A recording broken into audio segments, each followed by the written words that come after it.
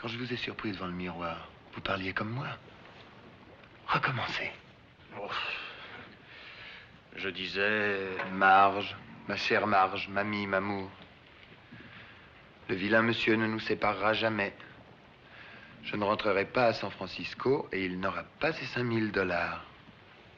Tout ce qui se dresse entre nous, je le détruirai.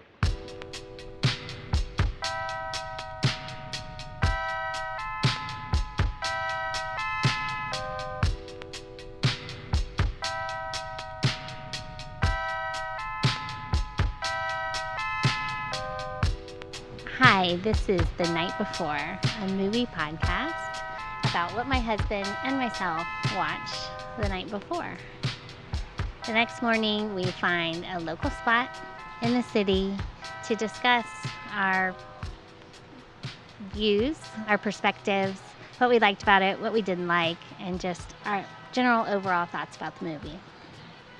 Yeah, that was good. And today we're going to be talking about the movie Purple Noon. It's not really morning this time around it's our first episode, but it's not more right afternoon. now. Yes. We had plans to do it in the morning at a little restaurant over coffee, but breakfast came the order of the day. Yes. Delicious breakfast. So now after a long walk to help digest said breakfast, we have ended up at Flower Crown Kombucha. It's like a local kombucha brewery in Tampa. Tampa, Florida. That it's actually our first time here, but it's beautiful spot. Yeah, we're sitting outside in the back patio area, and that's the plan.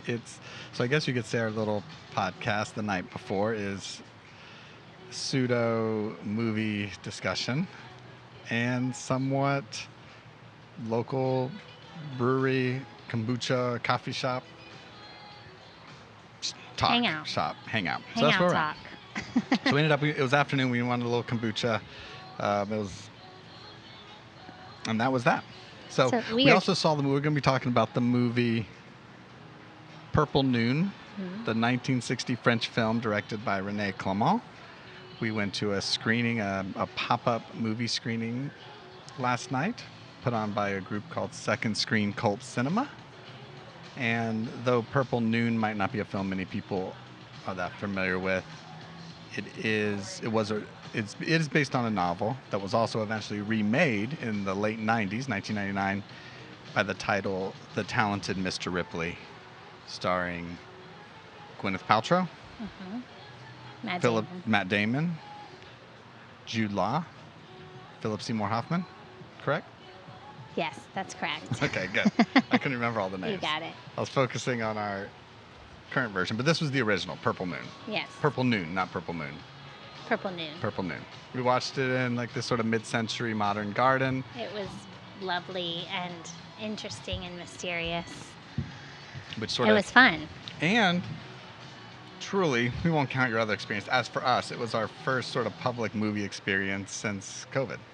It was, with a bunch of people we didn't know, which made it even more fun. We say a bunch. It was like 20-ish people. Yeah. Yeah, but a small little intimate gathering. But yeah, so you can even check them out on the internet, Second Screen Cult Cinema, to see what monthly movies they do in various pop-ups. But that's what brought us to Purple Noon. Any other thoughts? About my kombucha? Well, yeah, before we jump in, I mean, we're only a couple minutes in. The kombucha, I'm drinking Mexican Hippie. We are drinking Mexican Hippie, and it's delicious. It has like turmeric undertones, ginger, mango. It's really delicious, and this space is really fun. You should check it out. There's an outdoor area in the back, garden, and an indoor area. And as we get our social media stuff set up, we'll post little pictures from where we go each time. And each time, I'm sure we're going to retrace some steps, keeping it local in the Tampa Bay area. So I'm sure we'll be back to Flower Crown Kombucha. But our hope is to hit some of our favorite spots and discover some new ones. Before we do that, the night before, right, we came up with this title. Yes. This is the obligatory first episode explanation of the title. Of the reason we're doing a movie podcast, because, I think there's a couple movie podcasts on the internet available to people to listen.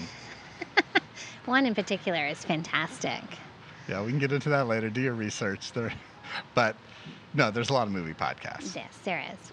And so we weren't looking to necessarily add to that landscape, but we did notice kind of a regular occurrence that between you and I that led to the Night Before podcast idea that we're finally embarking on months after realizing Whenever we would watch a movie together, we would end up going to coffee, doing something in the morning, and really... So we watched it the night before. It was the movie right before bed. Might be or in bed. During bed, or it might become bed while we're watching the movie. Right. Because one goes to sleep. Become bed? Yeah. The meaning, right? Yes. One or both of us fell asleep during it. Usually me. Yeah. It's been known. These days I've been prone to take little naps in some of our film watching. But what we found was we didn't really talk about it that night. Never. Because even if we both made it to the end, it's time to go to bed. We were sleepy. You're not going to get in a little discussion about your film. Yeah. So you go to sleep. And then? Then you wake up. And we typically we wake up. We wake up. And then we typically want to go get coffee somewhere on the weekend. And we've noticed that that's where we would kind of be hashing out what we did the night before, what we thought about the movie, what, maybe what we would have talked about the night before. Yeah, the conversation about that film sparked over a cup of coffee, or maybe later in that afternoon if we ended up going to a brewery or getting lunch somewhere or a kombucha bar. And we would say, this is actually our first really kombucha bar experience. Yeah. But you know what I mean. All those kombucha bars we've been to. Yeah. Well, kombucha bar hopping. That's what we do. We're going to a kombucha crawl? I don't know. It could be a thing. We wouldn't really end up talking about the movie till the next day. Right. And we thought, looking at our choices for titles, the night before seemed to be the best thing. Because it was slightly sexual. I guess so. But it was discussing like what we did the night before. What we did the night before, yeah. Over a cup of coffee. It's almost like that, the Hangover movie or something. Like what happened last night type deal. Though us, it was typically like, that was a weird movie. Gave me nightmares. Right. And now we're back. It was disturbing. Though Purple Noon could have given you nightmares. Purple Noon did not give me nightmares. It could have given you nightmares. It could have. And that's our segue into Purple Noon. I'm looking up one quick thing. I know you brought some notes. I wrote some notes down this morning while I was working. I'm kicking it off the dome. But the truth is... I have a terrible memory. The truth is neither one of us have discussed this film at all together, because we did try to hold that rule. But I have one point in my head that I just want to look at real quick. But you can maybe start us off. That's interesting. And as I do, I did a little character research, because I get intrigued with a star. So I want to know about the star's life. Okay. So I did a little bit of that. Okay. Particularly the women. And so first off, neither one of us had seen this movie before, Purple Noon. No. Mm-mm. So, and then the second piece, but we both have seen The Talented Mr. Ripley. I want to say I have. I don't remember it. So when you're watching it... I want to watch it again now. There's no moments when you're watching it like, oh yeah, that's Talented Mr. Ripley. I remember that in Talented Mr. Ripley. Yeah, no, there are parts of it. Though these movies were nearly 40 years apart. I mean, yeah. Well, I will say this. I have seen and vividly remember The Talented Mr. Ripley. And you I enjoyed it. I liked it. I'm not sure yet. I think I like Purple Noon better. Okay. But I think that's the easier answer. Is that the thing to say? I think that's the stock answer. Like, of course I like Purple Noon better. It's French. It's in the 60s. It's intelligent. Or it's... Well, that's the point. How intelligent is it? I don't know how intelligent it is, but... But anyway, so I've seen it. Why don't we start with kind of just... What do you think of Purple Noon? I liked it a lot. I don't have to go into your notes, but... I liked it a lot. Sorry. I liked it a lot. I thought the characters were intriguing. So the obvious thing is I liked the setting, right? And the setting was? In Italy. So no one's ever seen this. This is set in Italy. Both films, even though we're not going to really talk about Ripley much. It is set in Italy. So it's my Italy experience. Mm-hmm. Was nothing like the movie. However, I think most people's Italy so it makes you want to go to Italy and spend time on the shore. So yeah, but I don't think most of us have the ability to like have our own little private sailboats in Italy and no. I'm not saying and that. skirt around the coast. Even when you go to Italy as a tourist, you usually go to like Florence and Rome, and you don't see the ocean ever. Yeah. I mean, it's not your typical Italy experience, except for the people that go to like the coast of Italy for that specific reason. It made me want to go to Italy. This could be your upper class European Italian experience. Mm-hmm. It was very nice and very beautiful, and the colors were really pretty.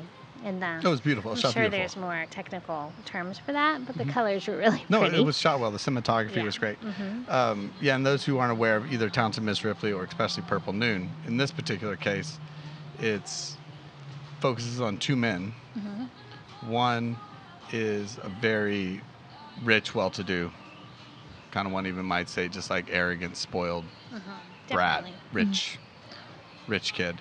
Because they're young. They're in their maybe 20s. Late 20s. Maybe Philippe is older. I don't know. Philippe is the rich one. Yes. Okay. Mm-hmm. Philippe is the rich one. He might be in his 30s. Because in Talented Miss Ripley, his name has been changed to Dickie, and that's Jude Law's character. Oh, okay. And they're American, but in this one they're French. And Philippe and his girlfriend, fiance. Marge. They are kind of just going on a boat trip. Like we said, kind of a long... Mm-hmm. In Italy, in his sailboat. And their friend, Tom, who's not even really his friend. No. I guess it comes out in the beginning that the father has paid Tom to Ripley. Come bring Philippe back to the States. And if he brings him back, he's going to get $5,000. States? It's to San Francisco. It's to San Francisco. He's going to get $5,000. We're not sure why they're going to San Francisco. Which at the time would have been a lot of money. And Tom really needs this money. Tom is not rich and well-to-do. Right. At all. And that's also apparent in the remake. Tom seems slightly younger, maybe. Just the characters in general. But we introduced by Tom talking to Philippe, showing how good he is at forging signatures and kind of impersonations, and that he's just... kind of a con man type. And he's just clever, smart, and cunning. Right. Yes. And... through this, there's this sort of just weird, I don't even call it friendship, just this weird dynamic creating between Philip and banter and Tom. Not like, it's... They go out drinking and... Yeah, they go like womanizing. Yeah. And kind of just gallivanting and just having around fun. Italy. Mm-hmm. And Tom's kind of along for the ride. But his main purpose is the hopes that he's going to be able to convince Philippe to come back so he gets the $5,000 from Philippe's dad. Yeah. And so they're on their way back, and this is obvious as the movie moves quickly that that Tom is sort of becoming very envious of Philippe and this lifestyle, and also somewhat, I don't know if it doesn't almost seem disgusted, but almost like he has a plan from the beginning that he's going to do something to Philippe. And the movie, that's one of my first things about the movie, even though I really liked it. That's really one of my rushes that part really quick. You have to fill in all those things yourself. Right. You have to really pay attention at the beginning to understand. So that's the basic setup, and then eventually, and the movies eventually, the remake and the original come together at some point. It's really about Tom kind of taking over Philippe's life and persona. And place in all things, finances, his relationship with Marge, just sort of Tom becoming Philippe. And putting Philippe out of the picture. Right. And it's not quite like Fatal Attraction type style movie. So, but that's kind of the point of the movie, and then it's really then about Tom. Is Tom Ripley going to get caught and exposed as his sort of web and mess gets deeper and deeper? Right. So, that's the movie. That's the movie. All right, thanks, guys. Refill on the kombuchas. So thanks for telling us the whole movie. No, we didn't tell you that. That's actually just the first act. So I had thought first, like what you were saying about Tom from the beginning wanting to take over his life, like had a plan from the beginning, because to me it seemed different in the fact that What do you mean different from different the remake, or just different than movies in general? No. Different from the thought of, okay, is he in love with Marge and he wants to take over his life? Or is he just doing it because it's there? Like you said, like he's a con man. He wants what's in front of him. It never to me seems like he's like in love with Marge or like... No, the Marge fascination seems to develop later. I think it's more of like, can I accomplish this? More than like, I'm fascinated with this person's life and want to be this person. It's more of like a person. To me, it seemed more of like just like a personal challenge. Like, can I accomplish this? Personal challenge, and props to Second Screen Cult Cinema. They did host a little mini discussion post movie screening, and one of the individuals there brought up the point that they saw this as a film of survival. Mm-hmm. And I agree that as a Tom might be like personal challenge / this is an opportunity. I'm gonna pounce on it. Oh, to have money, to get money, to get right. wealth, all that stuff. So it wasn't necessarily. What I'm saying is, it was not necessarily like about, like you said, like a fatal attraction or I have to have the woman kind of thing. The woman was part of it. Even a bit in the remake, which again, I don't want to talk much about it. I do want to revisit it, but the remake even leans a little bit heavier on sexuality and attraction, because there's even things implied that's not in this version, that Tom Ripley even has a fascination or even an attraction to the Philippe Dicky character, the rich character, in addition to the woman. And that's not present in this. No. And then, like I said, even the wanting of Marge in this film by Tom Ripley seems just developed because that's like attached. That's attached to the wealth and the life. Right. There's no like real strong love or even lust towards her. No, yeah, that's what I thought was more surprising. I thought that would be more of a focus It's really not like a lover triangle movie. Right. No, it's not. Which I think is nice. So you liked it? Oh, you liked that it wasn't a love triangle movie? Mm-hmm. Yeah, I liked it. I liked it a lot. I mean, I think, I know this is going to sound cliche, but my initial thought sitting there when the movie first started, because of the era we're in right now, that's what the whole male toxicity, yes. Me Too, yes. chauvinists. Of course, because it's on the top of your mind. Well, it opens up with the two males just like buying I think it's supposed to, it sets up how insensitive how insensitive, out of touch Philippe, the rich character, is. He buys a cane off of a blind man who they're even joking about. He may or may not be blind. Right. They don't know. Like, two women get out of the cab and they're like, I don't even know their names. Like that they're at the very beginning. Mm-hmm. And that's when then they go to the next woman. And they go to the next woman that they're all over. They're both all over her. So my initial thought is like, this is so degrading towards women, but of course this came out in the 50s and 60s. Not that that makes it okay, but... No, but like the Philippe character was like kissing all over her and grabbing her breast. Right. And then the Tom Ripley character is even like leaning over. But it even shows his desperateness to be a part of this. He's like kissing on her neck. Right. At the same time, and she's kind of brushing him away. Right, Tom Ripley. But he wanted to be part of it. And, and so I think, like I said, you look at it two ways. Yeah, under the modern lens, it's sort of like, oh yeah, this Philippe rich character, which the movie throughout of it, you never really have much sympathy for the rich guy. No.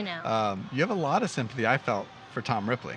Yeah, definitely. But it took me a little while to let the chauvinistic, like the fact that the women are being treated so poorly, even the way Philippe treats Marge. Yeah. Especially he yells the way at her. Philippe. He throws her manuscript that she's writing into the sea. When we first meet her, she's upset that he's been gone and misses some party they had to go to. Right.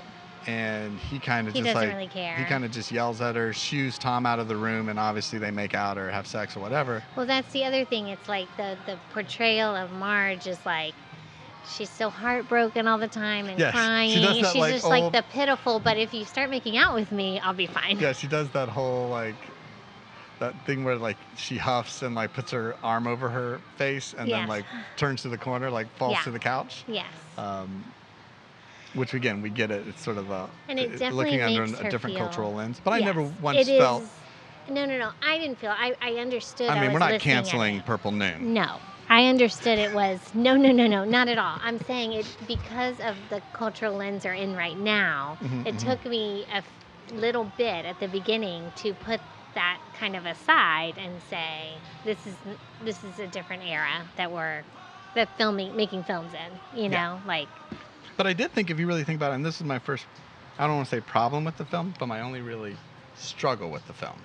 And I didn't know if it was an internal struggle, my own sort of perception and way I watch movies. Okay. The way I've been developed to watch movies. Okay.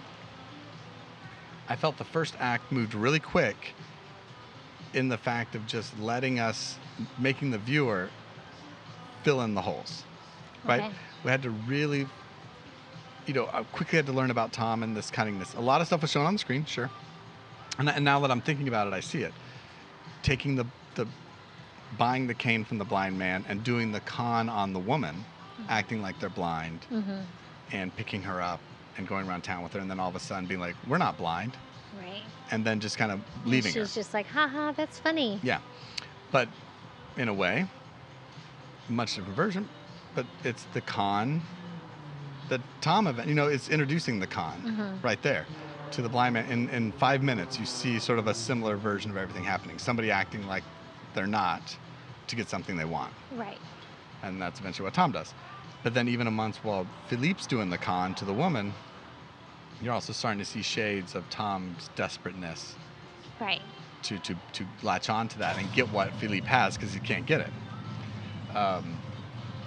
It's basically two amoral men hanging out together, but Tom's amoral behavior is greater than Tom's the true Tom's the true evil person in this movie. Yeah. Like he murders people, he kills people. But you like him anyway. Even after his first murder, because it's no surprise he gets Philippe out of the picture. And that's where the movie I think gets amazingly good. By the way, like I think it goes like levels of greatness after he kills Philippe. Yes. Even though all of it happens so quick between like introducing everybody, knowing everybody. And that's what I mean. That was my first struggle with it. We sometimes complain about modern movies that we didn't get enough character development. We didn't get enough backstory. We didn't get enough just space to let this thing unravel. And The Talented Mr. Ripley gives a lot more space and depth to those characters. But I feel like, this isn't a movie about that. But the first act, I'm like, as a viewer, as a modern movie viewer, have expectations of what they should give me? Or no? Or do you respect the viewer and let them kind of fill in these holes and think about a movie later and say, oh no, all the pieces were there.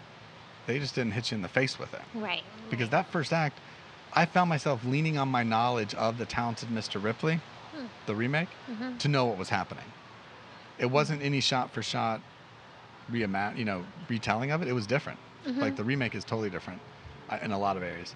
But I knew enough to I know what's going on. Right. I wonder, and that's what's, but you seem to follow along fine. It wasn't confusing to me, but it was quick. Like it was a quick pace. And I guess that's just the whirlwind of, maybe it's like the whirlwind Tom Ripley's in and kind of going through all this. Because then once they get to the boat and he sees the tension between Philippe and Marge really start bubbling up to the point that he starts to do stuff, and Philippe puts him on the little dinghy lifeboat and puts him out to sea, like tugging behind the main boat. Right before that, one of the scenes that stood out to me, I was kind of like, I thought it was kind of weird from the rest of the movie, was when they're eating in the boat, right before he gets put out on the dinghy, I guess. Yeah. Is it before or after? That was right before. That was before. Where they're all eating kind of like... Eating with their hands. And I know it's because it's on a boat, but it all seemed like, okay, there's not enough room for all three of them. Yes. Something's gonna, Philippe even tells Marge... They're annoyed with Marge him. even says, I want to leave. Drop me off at the next city. She's kind of like, here's the food. And Marge's like, I'm out of here. And Philippe says, no, we'll get rid of Tom. Right. And it'll just be us. Right. But you're right. But it had that feeling of like the tension of there's too many people on the boat. Everybody's annoyed with everybody. And he's picking on Tom, and she's kind of telling him to stop, and he's correcting him how to hold a knife properly. Like this is how like civilized people hold knives. You obviously weren't raised right. Like you weren't raised wealthy, for sure. But then the movie, to me, that's where the movie, I think, within like the first act, that's where it turns really great. Is like Marge gets up in a huff, she's gone. She leaves. At least she asserted herself in that way. I was like, I hope she actually leaves. When Philip gets angry at her and throws her manuscript off the boat into the boat in the water, she's heartbroken. She gets off. Him and Tom get back on the boat, start sailing again, and they play. That was part of the plan. Like Philippe tricked. No, them. Tom tricked. I mean, sorry. Tom kind of staged some things to get her extremely upset with to increase the tension. To increase the tension. It worked. To get rid of Marge, I guess. And then the two of them, when they're alone, the two guys, they sit and play this card game.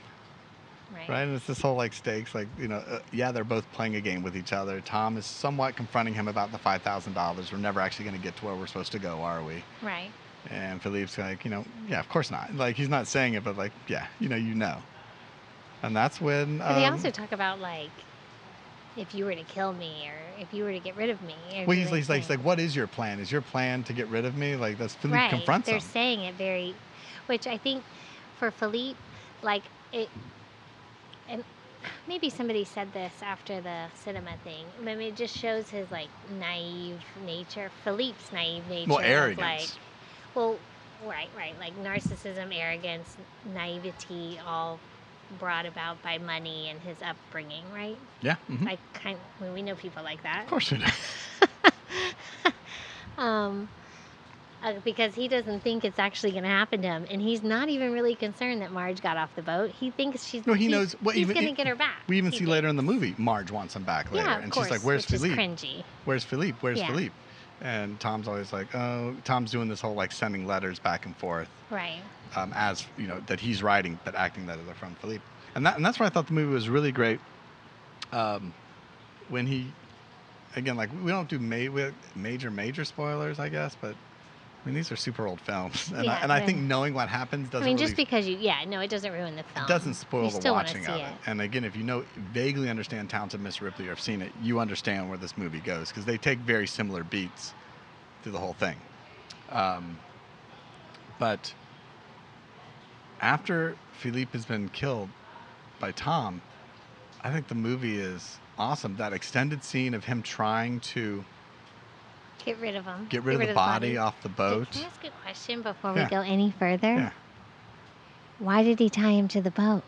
Why didn't he just throw him in the water? I was thinking that the whole time. No, so you're jumping to the end. Too. Oh, okay. No, you're right. No, I'm just saying, even before I knew what the ending was, because I didn't know what the ending was. Well, the ending is different than in Talented Miss Ripley. The whole time he's getting rid of the body and he ties him to the boat, I'm thinking, why? No, I don't think he ties it. So what happens? He stabbed. No, he stabbed him. He stabbed him. Okay. He's struggling to get rid of this body. He wraps it up in that tarp covering whatever it is. He gets a line from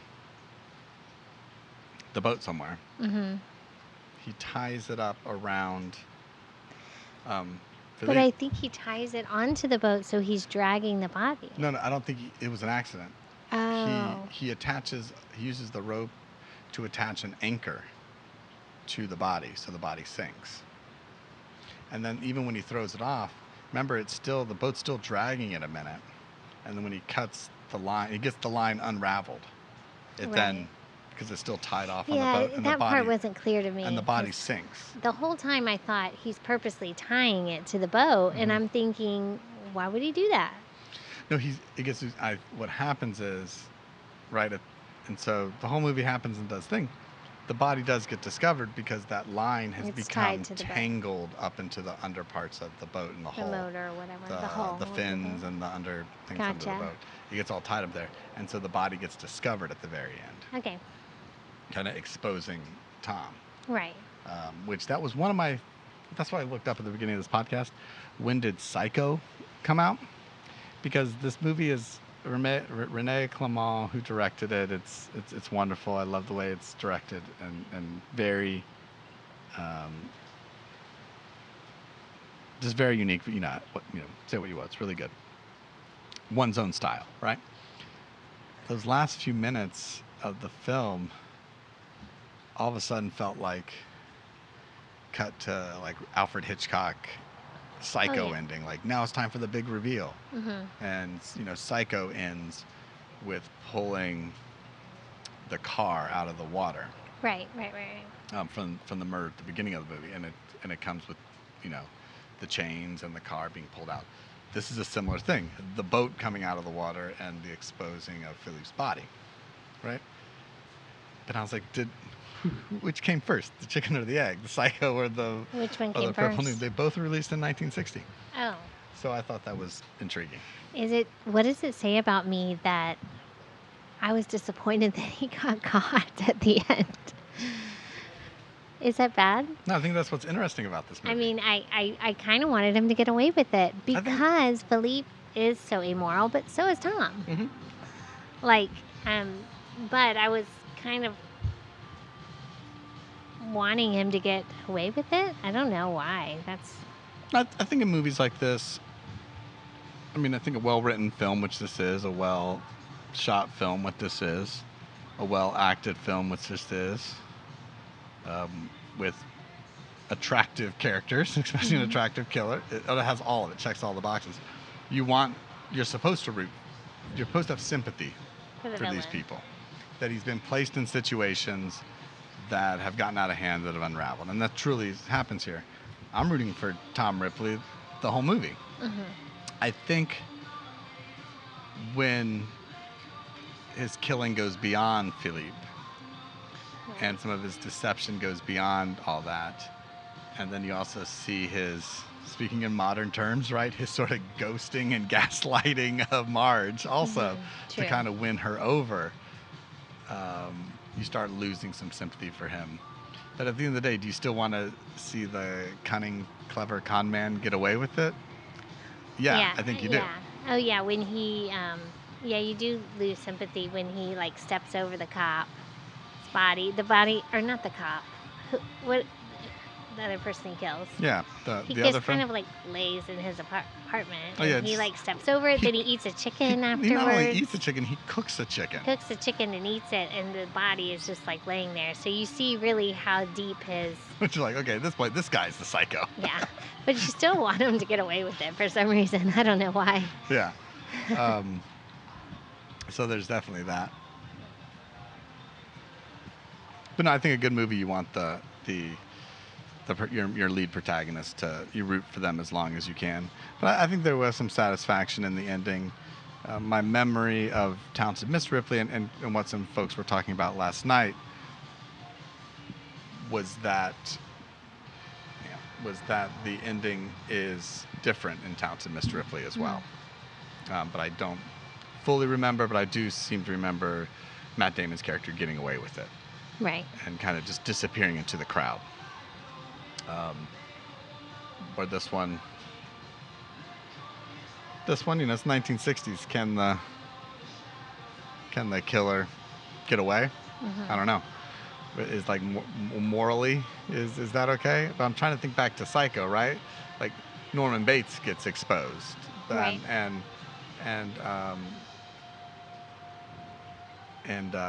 But also not only Norman Bates, but also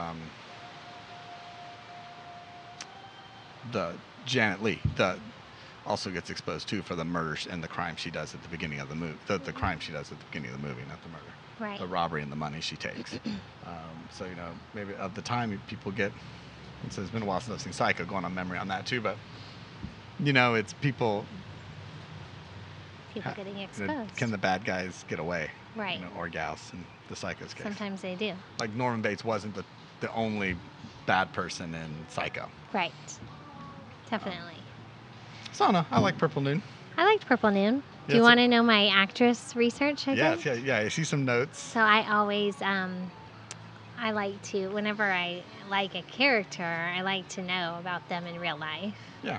So I looked up Marie Laforêt, is her name? Yeah, who played Marge. Played Marge. So when she did the movie, she was only 19. Okay. She was very young. She looks older than that, doesn't she? Yeah, if you... But it was her first movie that made her famous, I guess. Yeah. But she was actually not as famous for her being an actress. She was actually a French pop singer that sold millions and millions and millions of records. Excuse me, that's some kombucha, guys. And that was actually her claim to fame. She did some movies, but she is actually an actress. Okay, so I wonder... a musician. I mean, I wonder why they also... I mean, the first time you meet her, she's like strumming a guitar and humming. True. And at the very end of the movie, she's strumming a guitar bit. Yeah, so that's her. She's a French pop singer. Cool. And she had a very traumatic childhood. Oh, really? But her father went off to war, and when she was very young, she was raped by some men that lived next door while her father was away. I think this was Would World War II make sense? Yeah. Mm-hmm. Yeah. And I guess they were very poor until the father came back and they moved, and then somehow she lived a pretty wealthy life most of her life once her father got back, and she went to a prestigious school and got into music and acting. Wow. So that's my research on that. And she recently died in... She died in 2019. Right, she lived a long time, till she was like 80. Yeah. Yeah. And if you look on... So that was interesting, I thought. As I often look at... I pull up movies and things on letterboxd.com, tracking films we watch. Purple Noon is her, like, the top film that pops up, like her number one. And then number 2 is a 1965 film, also French, called The Camp Followers. So that might be one to check out.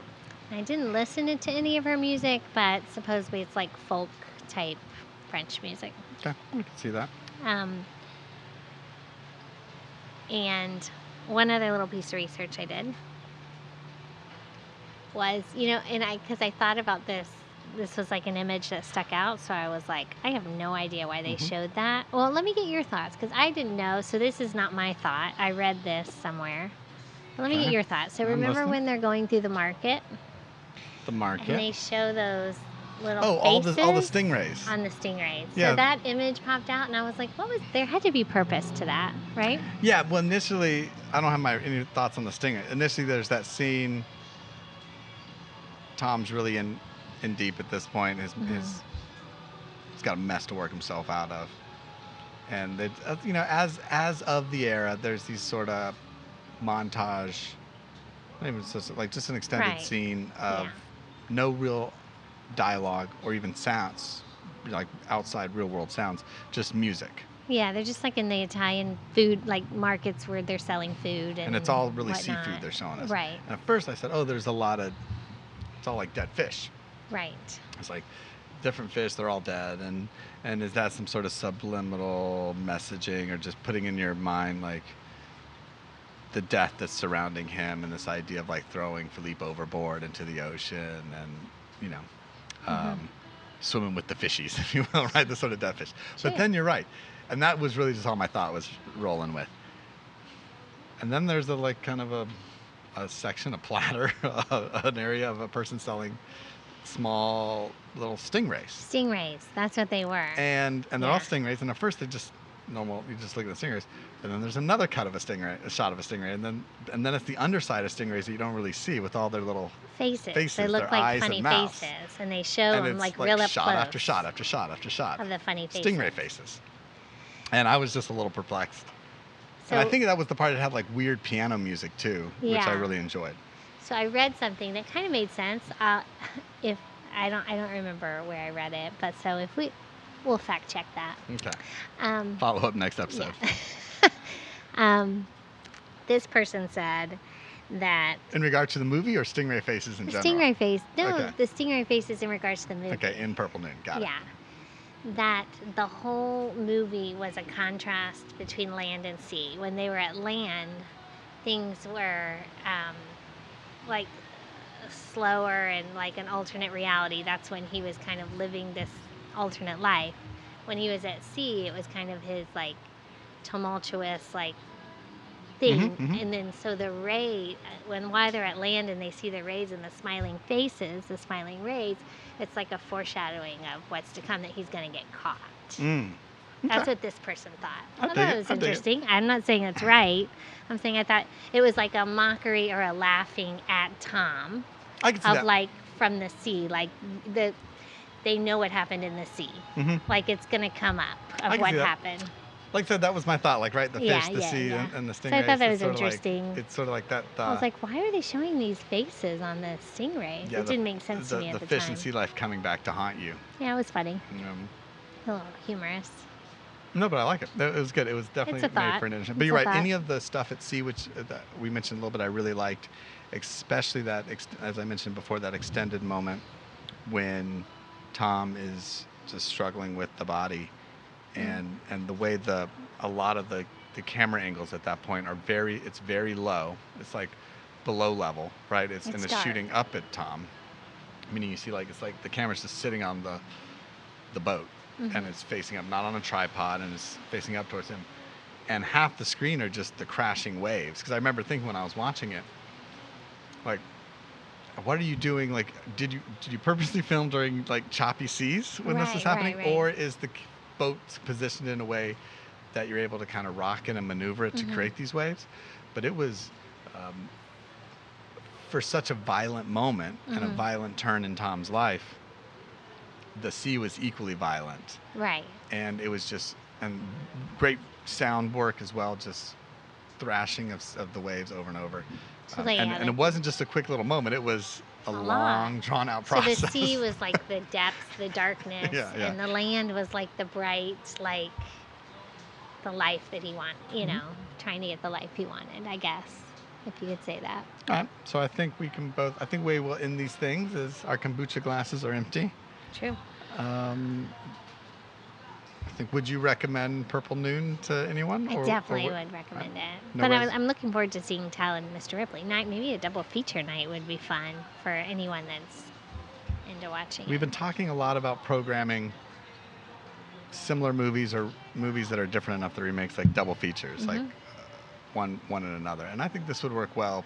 They're different enough that I think one would enjoy Purple Noon and Talented Miss Ripley as well. I definitely recommend Purple Noon. No reservations. Don't mind the subtitles. I used to tease you about. No, I joke about it. I love subtitle movies. I'm kidding. I know. I only tease you because you fell asleep during that movie. I fell asleep during one film. The director was sitting in front of us. I fell asleep during one film with subtitles. It was like 11 o'clock at night after 4 movies prior to film festival. But yes, and in front of the director. But it was rough. But it was also a dreary, slow horror movie. True. As well. True. But no, I'd recommend this. No reservations. I think any person who enjoys movies. It's a good night before. Would watch it and like it. It's a good night before. Settle yourself in. Like with any film that's either subtitled or foreign or older, like this 1960s, which is kind of a different style. Give yourself. It's like when you turn the lights off in a bedroom, right? It's your eyes take a few minutes to adjust to it. Right. To the darkness, and then it's like nothing. Same thing. You don't even realize it. It takes a few minutes to adjust to the different format and the different style, and then I think you get sucked in just as good as anybody. And yeah, I'm excited to rewatch Talented Mr. Ripley, and I'm pretty sure, like I said, just speaking out of memory, I think I do like, now that we talked about it more, Purple Noon more. Only also just looking at the runtime, Purple Noon comes in at I think under 2 hours, and Ripley is over 2 hours, and I do like how this is a sort of tighter story that requires you to fill in some of it yourself. So I like it. I like it. Okay. So we don't. Cheers. Oh, cheers. It's gone. I don't think you cheer with empty glasses. Cheers. Maybe that's how we should start at the beginning of episodes. Yeah, we will. Next time we will. But I think we're gonna maybe get some refills of the kombucha. Okay. And start thinking and talking about what next movie we're going to watch. And so we can have another episode installment of The Night Before. Sounds good. Any last thought words? No, I really enjoy my time with you. This is fun. I'm glad I did it. This is a nice kid-free time. Okay, we're going to keep doing it. And I'm going to keep doing it. We'll tell us movies we should watch, and we'll maybe watch them and maybe talk about them. Thanks for talking with me. Thanks for talking with us. Bye.